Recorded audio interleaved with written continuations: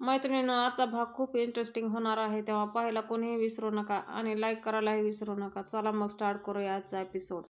हे सगळे बहीण भाऊ आणि वहिन्या मिळून एक गेम खेळत असतात आणि सौमित्र विचारतो, चला मग आता पुढचा नंबर कोणाचा आहे? आणि जानकी म्हणते, सारंग भाऊजी तुम्ही. सगळेजण सारंगसाठी टाळ्या वाजवतात आणि शरू म्हणते, कमान सारंग कमान. आणि तो म्हणतो, माहितीये मला, मी जिंकणारच आहे. आणि तू नेहमी हारतेस. शरू म्हणते, माहितीये मला, बघूयात कोण जिंकणार आहे ते. सारंग मनात बोलतो, आता मी खूप वेळ शोधाशोध करेल, कारण ऐश्वर्याला त्यांचं काम करायला वेळ मिळेल. ऐश्वर्या हॉलमध्ये ती शिडी घेऊन त्या झुंबरला छेडखानी करण्याचा प्रयत्न करत असते. तो नट ढिला करते आणि ती दोरी पण लूज बांधते. बाहेर जानकी सारंगला म्हणते, आता विचारू कोडं? आणि सारंग म्हणतो, विचार तर खरं. आणि जानकी परत म्हणते, नक्की विचारू? आणि सारंग म्हणतो, हो विचार. जानकी म्हणते, आपण सगळे इथं असताना, मजा मस्ती करत असताना तुमची बायको ऐश्वर्या कुठे? आणि हॉलमध्ये ऐश्वर्या तिथल्या तिथं स्वतःशीच म्हणते, उद्या मी याच झुंबराखाली जानकीला बसवेल आणि एकदा का हा धागा खेचला मग हा झुंबर सरळ जानकीच्या डोक्यात पडेल आणि मग जानकी ढगात आणि मग तिच्या फोटोवर हार लागेल. ऐश्वर्या डोळे पुसण्याची ऍक्टिंग करते आणि म्हणते, बिचारी जानकी. ऐश्वर्या पुढे म्हणते, उद्या तुझ्या आयुष्यातली शेवटची मंगळागौर असणार आहे, एन्जॉय. आणि तिच्या हातामध्ये जो धागा असतो तो त्याचं कनेक्शन बघते कुठे आहे ते. आणि बाहेर सुमित्रा आई म्हणते, खरंच की? ऐश्वर्या आत्ताच इथे होती ना? पाणी प्यायला आत गेली का? आणि त्यावर जानकी म्हणते, पाणी प्यायला गेली की आमच्या सगळ्यांच्या तोंडचं पाणी पळवायला गेली? ऋषिकेश सारंगच्या खांद्यावर हात ठेवतो आणि विचारतो, सांग. आणि जानकी पण म्हणते, सांगा, आत गेलीये का? आणि हॉलमध्ये ऐश्वर्या त्या सीडीवरून खाली उतरते. तिच्या हातामध्ये तो धागा असतो. त्या झुंबरला बांधलेला धागा घेऊन ती त्या झेंडूच्या माळीजवळ येते आणि त्या झेंडूच्या माळीमध्ये तो धागा बांधून टाकते. आणि बाहेर जानकी म्हणते, तुम्हाला जर माहिती नसेल तर मी आज जाऊन बघू का ती काय करते ते? जानकी म्हणते, आलेच मी. आणि सारंग म्हणतो, वहिनी अगं. असं बोलत असताना जानकी मध्ये निघून जाते. जानकी मध्ये येते तेव्हा ऐश्वर्याने सगळी मधली आवराआवर करून ठेवलेली असते. ती सीडी जागेवर नेऊन ठेवते. जानकी ऐश्वर्याला विचारते, काय ग, सगळे बाहेर गेम खेळत असताना तू इथे आतमध्ये काय करतेस? ऐश्वर्या म्हणते, मला तहान लागली होती म्हणून मी आतमध्ये पाणी प्यायला आले होते. आणि त्यावर जानकी म्हणते, तहान नाही, तुला भूक लागलीये पैशाची, प्रॉपर्टीची, म्हणूनच माझ्या घराचे हिस्से केलेस. जानकी विचारते, काय मिळतं ग तुला हे सगळं करून? ज्या दिवसापासून या घरात माप ओलांडून आलीयस ना, त्या दिवसापासून सगळ्यांचं जीणं हराम केलेस, कोणालाच सुखानं जगू दिलं नाहीयेस, माझ्या घराचे तुकडे करत राहिलीस. ऐश्वर्या कानामागे केस टाकत म्हणते, झालं बोर करून लेक्चर देऊन, जाऊ मी आता. आणि ती जायला निघते. तो जानकी म्हणते, मला माहितीये तू आतमध्ये कशासाठी आलीयस. तुला काय वाटतं मला कळणार नाही? तुला लताबाईला त्रास द्यायचा होता ना, इजा पोहोचवायची होती ना त्यांना. त्यावर ऐश्वर्या म्हणते, ए बाई, मी कशाला त्यांना इजा देऊ, त्रास देऊ? जानकी म्हणते, अगं तुझ्याकडे हेतू आहे. लताबाईला माहितीये माझी आई कोण आहे. आणि जर मला कळलं माझी आई कोण आहे तर तुला तिची आणि माझी भेट होऊ द्यायची नाहीये. आणि हेच नकोय तुला. आणि म्हणून त्रास देतेस ना त्यांना. त्यावर ऐश्वर्या म्हणते, हे बघ जानकी. आणि जानकी म्हणते, सगळं बघतेय मी. तुला जितकं वाईट वागायचंय, जितकं वाईट करायचंय ते सगळं कर. पण यावेळेस मी तुला जिंकू देणार नाही, कारण मी माझं सगळं पुण्य पणाला लावले. जर लताबाईला माहिती असेल की माझी आई कोण आहे तर मी त्यांना विचारल्याशिवाय राहणार नाही, कारण प्रश्न यावेळेस माझ्या आईचा आहे, माझ्या आईचा. आणि ऐश्वर्या म्हणते, okay okay, relax, count down. इतकी का हायपर होतेस तू? तुला असं वाटतंय की मी त्यांना मारणार आहे? त्यांना काय झालं तर तू मला जबाबदार ठरवणार आहेस? आणि जानकी म्हणते, तूच जबाबदार आहेस. जानकी म्हणते, त्यांच्यावर हॉस्पिटलमध्ये जो हल्ला झालाय ना त्याला तूच जबाबदार आहेस. आणि ऐश्वर्या म्हणते, हो? जानकी म्हणते, हो. आणि ऐश्वर्या विचारते, मग काय पुरावा आहे तुझ्याकडे जानकी? सांग ना, काय पुरावा आहे? तू ना नुसती बडबड करतेस, पण तू काहीच सिद्ध करू शकत नाहीस. कमॉन जानकी, जरा मोठी हो, जरा मोठा विचार कर, मग तुला कळेल की ऐश्वर्या काय चीज आहे ते. ऐश्वर्या पुढे म्हणते, मी तुला सांगितलं होतं ना जानकी, माझ्याशी पंगा घेणं तुला खूप महागात पडेल. आणि जानकी म्हणते, असे महागाचे सौदे करायला मला आवडतात. जानकी विचारते, बोल, लताबाईने काय बिघडवलंय तुझं? का त्यांना त्रास देतेस? का त्यांच्यावर हल्ला केलास? बोल. त्या दोघीच्या आवाजाने नाना बाहेर येतात आणि नाना विचारतात, जानकी, काय चाललंय जानकी? आणि त्यावर ऐश्वर्या म्हणते, काय नाही हो नाना, तेच आपलं नेहमीचं. जानकीला असं वाटतंय की मी तुमच्या बायकोला, आय मीन पार्वती काकूला काहीतरी करायला आले होते. हॉस्पिटलमध्ये जे काय झालं त्याला जानकी मलाच जबाबदार ठरवते. आणि त्यावर जानकी म्हणते, हेच खरंय, तूच त्यांना इजा पोहोचवण्याचा प्रयत्न केलास. आणि त्यावर नाना म्हणतात, नाही जानकी, असं काही नाहीये, मी पार्वती जवळच बसून होतो, आताच तिचा डोळा लागलाय. आणि ऐश्वर्या तिथे आली नव्हती. आणि ऐश्वर्या म्हणते, बघ नाना काय म्हणतायत, त्यांच्यावर तरी विश्वास ठेव. ऐश्वर्या नानाला म्हणते, नाना मला माहितीये माझ्याकडून खूप चुका झाल्या, पण एकदा चुकलेली व्यक्ती ही प्रत्येक वेळेस चुकेल असं होत नाही ना. थँक्यू हा नाना. आणि जानकीला म्हणते अजून खेळ सुरू आहे, चला. बाहेर शेरू सारंगला म्हणते काय रे, बोलव ना ऐश्वर्याला, किती वेळचं झालंय गेलीये ती. आणि जानकी पण तिच्या मागे गेली, ती पण आलेली नाहीये अजून. आणि तेवढ्यामध्ये ऐश्वर्या येते आणि ऐश्वर्या म्हणते मी सांगते. तुमच्या जानकी वहिनीला असं वाटतंय की मी काहीतरी आतमध्ये करायला गेले होते म्हणून ती मला बघायला आतमध्ये आली होती. हा बैल म्हणतो बाप रे, जानकी वहिनीच्या मनातला संशय कधी दूर होणार आहे देवाला ठाऊक. बरं आता तरी कळलंय का तिला तुम्ही आतमध्ये काय करत होतात ते. आणि ऐश्वर्या म्हणते हो. सारंग नशीब म्हणतो आणि ऐश्वर्या आईला म्हणते आई अहो मी पाणी प्यायला गेले होते आतमध्ये. नाना आतमध्ये जानकीला म्हणतात काय झालं जानकी. आणि जानकी म्हणते काय नाही हो नाना, मला पार्वती आईची काळजी वाटली म्हणून. पण तुम्ही त्यांच्याजवळच बसून राहा. आणि नाना म्हणतात हो तू नको काळजी करू, तू जा, मी आहे तिच्याजवळ. जानकी ठीक आहे म्हणते आणि मी आलेच असं म्हणते आणि बाहेर जाते. बाहेर ऐश्वर्या म्हणते असो तुमचा गेम कुठवर आला. आणि शेरू म्हणते कसलं काय. ती जानकी वहिनी गेली ना गेम सोडून. आणि ऐश्वर्या म्हणते तिला सवयच आहे प्रत्येक खेळ अर्धवट सोडायची. आणि तेवढ्यात जानकी येते आणि म्हणते मी कुठलाच खेळ अर्धवट सोडत नाही जोपर्यंत त्याचा निकाल लागत नाही. जानकी ऋषिकेशला म्हणते मी तुम्हाला पुढचं आणि शेवटचं कोडं घालते, लवकरात लवकर तो तुकडा शोधून काढा आणि आपला फॅमिली फोटो पूर्ण करा. जानकी ऋषिकेशला कोडं घालते. आभाळही झेलते, ऊनही पेलते, भिजण्यापासून अडवते आणि जवळ नसल्यास रडवते. ऋषिकेश म्हणतो सोपं आहे आणि उत्तर देतो छत्री. आणि तो छत्री शोधत जातो आणि त्याला छत्रीखाली एक शेवटचा तुकडा सापडतो आणि फोटो पझल गेम पूर्ण होतो. आणि सुमित्रा आई म्हणते आता माझं सगळं कुटुंब एकत्र आलं. आणि सगळेजण टाळ्या वाजवतात. रात्रीच्या वेळी जानकी ऋषिकेश झोपलेले असतात. जानकीच्या रूमचा दरवाजा उघडतो आणि तिथून एक सावली दिसल्यासारखी दिसते आणि ती बोलते जानकी मी परत आलीये, मी तुझी आई आहे. जानकी उठून बसते आणि बोलते आई. जानकी भाऊक होऊन म्हणते आई तू आलीस मला भेटायला. आई मला तुझी खूप आठवण येते आई, मला तुझ्या कुशीत यावंसं वाटतंय. जानकी उठणार आणि म्हणणार आई तू अशी उभी का आहेस, आत ये ना. तोच तिथली सावली गायब होते आणि जानकी जोरात ओरडते आई थांब मी आले. त्या आवाजानं ऋषिकेश उठतो आणि म्हणतो जानकी काय ग, काय झालं, ठीक आहेस ना तू. आणि जानकी म्हणते आई मला भेटायला आलीये. ऋषिकेश म्हणतो काय. आणि जानकी दरवाजाकडे पाहते तर दरवाजावर कोणीच नसतं. आणि जानकी म्हणते आई स्वप्नात आली बहुतेक माझ्या मला भेटायला. जानकी म्हणते म्हणजे तिलाही माझी आठवण येते ऋषिकेश, ती मला भेटायला ये असं सांगत होती, म्हणजे तीही मला शोधते. आणि ऋषिकेश म्हणतो हे बघ जानकी तू त्याच गोष्टीचा जास्त विचार करतेस ना म्हणून हे असं होतंय. जानकी म्हणते लहानपणी आपल्यापासून दूर गेलेली व्यक्ती परत आपल्याला भेटू शकते का. आणि ऋषिकेश म्हणतो का नाही भेटू शकत, आता माझ्यावरूनच घे ना. माझी पार्वती आई मला लहानपणी सोडून गेली होती पण इतक्या वर्षांनी ती परत आलीच ना माझ्याकडे. जानकी म्हणते म्हणजे माझी आई पण मला भेटायला येईलच ना. आणि ऋषिकेश म्हणतो हो. जानकी म्हणते तिची माझी भेट होईल. आणि ऋषिकेश म्हणतो नक्कीच होईल. जानकी म्हणते मला माझी आई भेटेल ऋषिकेश. आणि ऋषिकेश तिच्या डोक्यावरून हात फिरवतो आणि म्हणतो हो तू झोप आता, उद्या आपल्या घरी मंगळागौर आहे आणि त्यात उद्या तुझी धावपळ असेल, झोप तू आता. ऋषिकेश जानकीला लहान लेकरासारखं थोपटावतो आणि जानकी झोपी जाते. दुसऱ्या दिवशी सकाळी लता देवघरामध्ये पूजा करत असते. लता देवाजवळ हात जोडते आणि म्हणते शहाणपणासाठी रामायण निवडावं असं म्हणतात पण मी महाभारत निवडले देवा. माझ्या हातून फार मोठी चूक झालीये. ज्या मुलीने माझा जीव वाचवला त्या मुलीचं घर तोडलंय मी. अजूनही ऐश्वर्याच्या सांगण्यावरून मी जानकीला त्रासच देतीये. लता रडत रडत देवाजवळ म्हणते पण मी काय करू, माझा नाईलाज झालाय. मी जर काही केलं नाही तर ऐश्वर्या मला माझ्या मुलीचा पत्ता देणार नाही. एकदा का मला माझ्या मुलीचा पत्ता मिळाला ना तर मी इथून कायमची निघून जाईल. जाताना मी सगळ्यांची माफीसुद्धा मागेल. पण तोपर्यंत या धर्मसंकटातून देवा बाहेर काढ मला. एक तरी आशेचा किरण दे. आणि तिथे ओवी येते. ओवी काहीतरी शोधत असते आणि लता म्हणते काय ग ओवी काय शोधतेस. ओवी म्हणते ते ना माझं काल इथं रेड स्केच पेन राहिलं होतं. काल मी देवबाप्पाचं चित्र काढत होते तेव्हा, पण आज ते मिळतच नाहीये.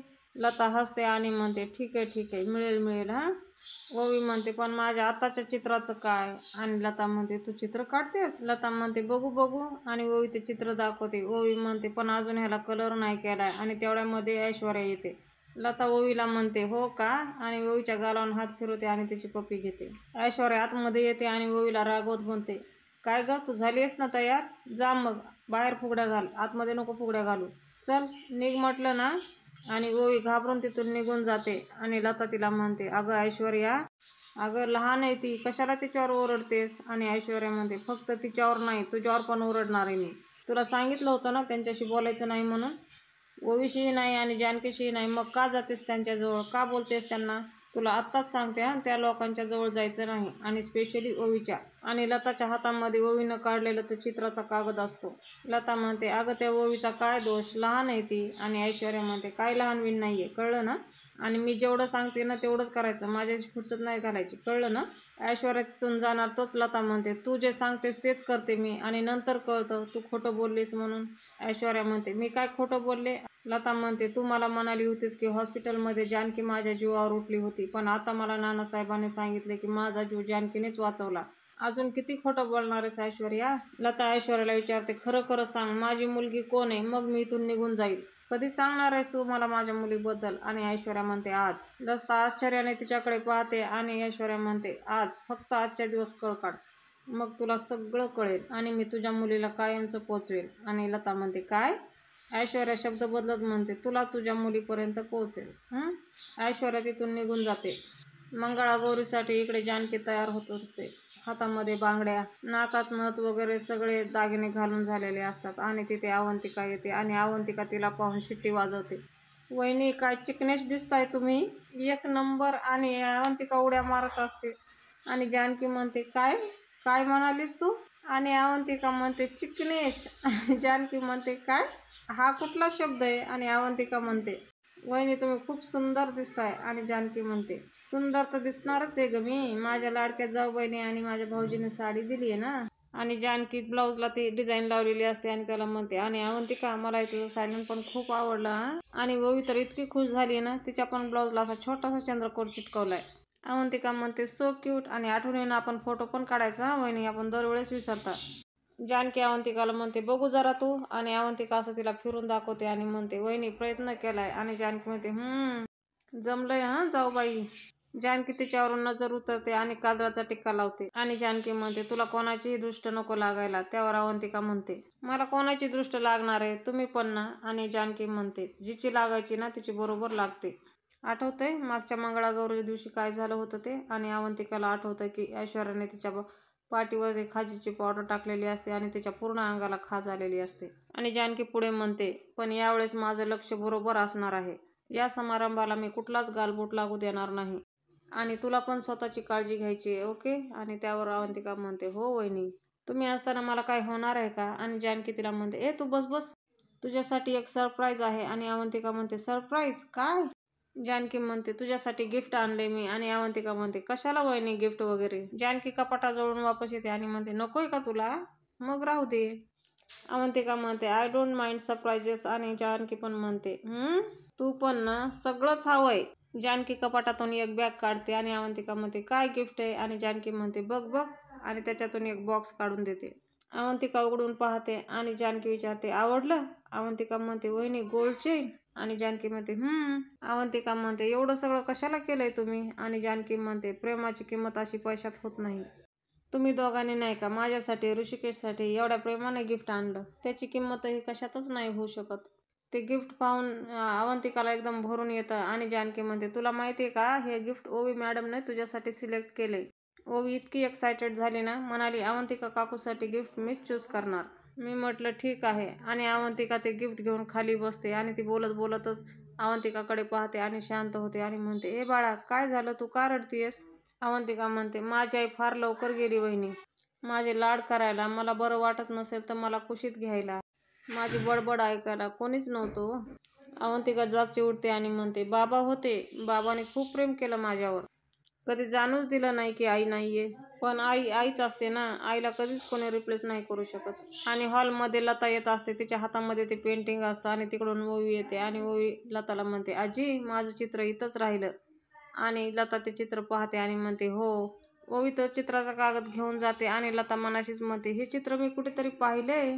आणि लताला आठवतं, दोन्ही फोटो जॉईंट केल्यावर जो फोटो बनला तो तर हेच चित्र आहे. आणि ती तोंडावर हात मारते.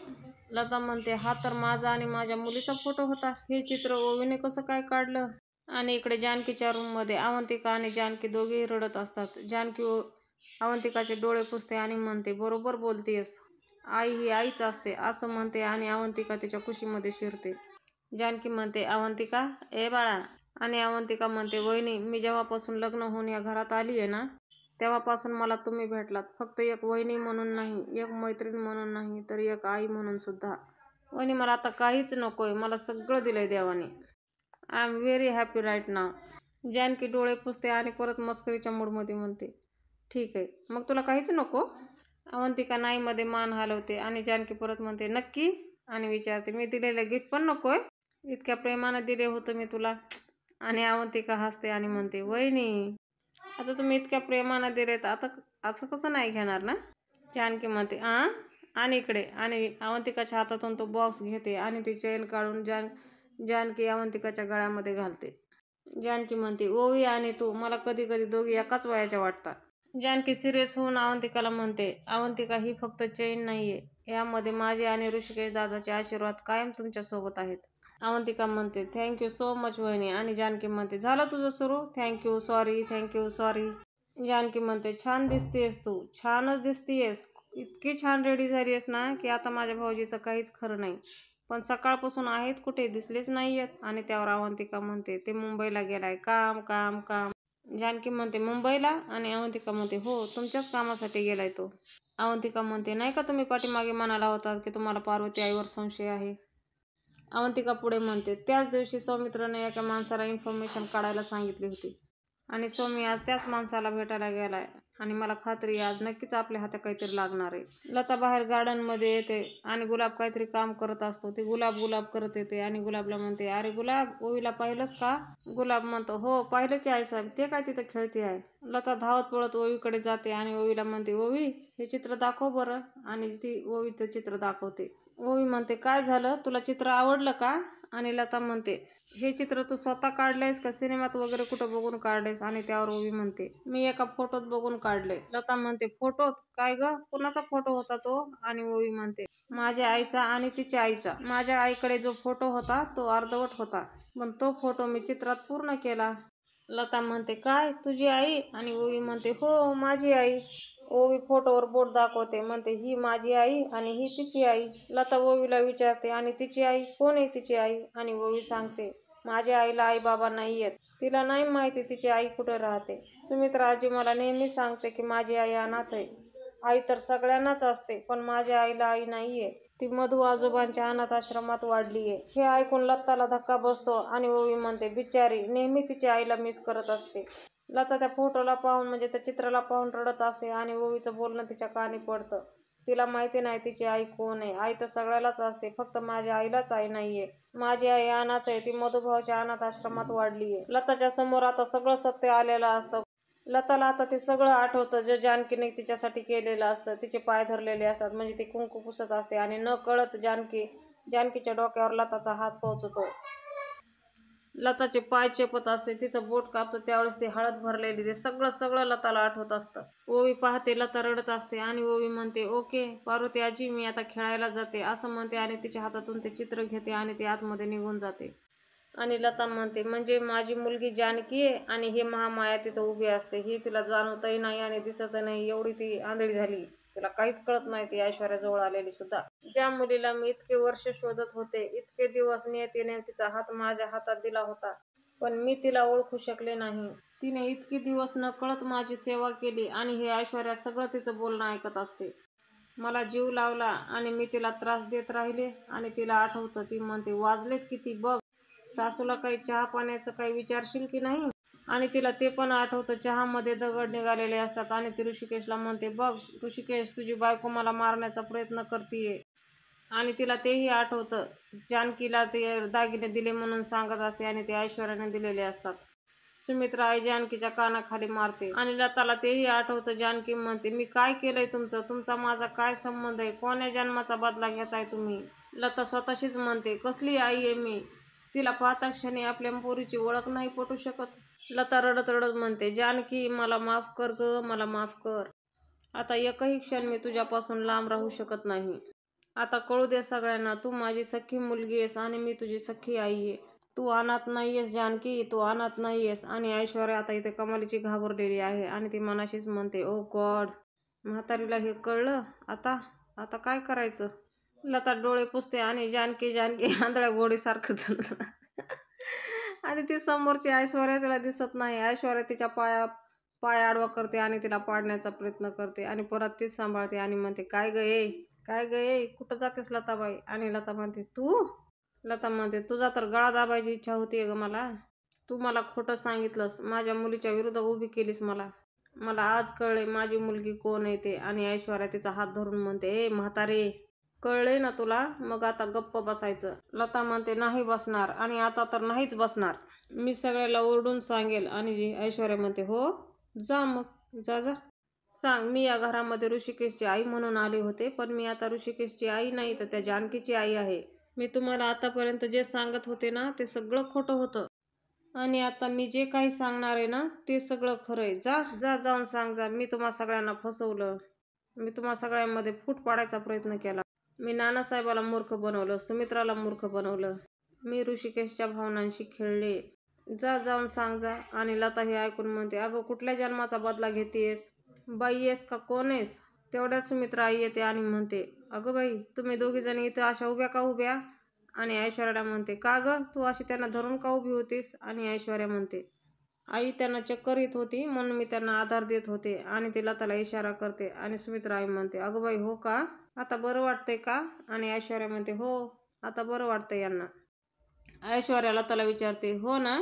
आणि लता घाबरत म्हणते हो हो हो. सुमित्रा म्हणते मग चला ना, मी तुम्हा दोघींना आतमध्ये बोलवायला आली आहे. आणि ऐश्वर्या म्हणते आई तुम्ही पुढे व्हा आम्ही आलोच. सुमित्रा आई तसं म्हणून आतमध्ये निघून जाते आणि ऐश्वर्या लताला धमकी देत म्हणते गप्प बसायचं कळलं ना, चल आतमध्ये ये. हॉलमध्ये मंगळागौरीची तयारी झालेली असते, गुरुजीने पूजा मांडलेली असते, सारंग आणि ऋषिकेश जवळ बसलेले असतात, सारंग व्हिडिओ काढत असतो, सगळ्या बायका जमा झालेल्या असतात. शेरू सेल्फी घेते आणि इकडून लता सगळं ते दरवाजातून पाहत असते.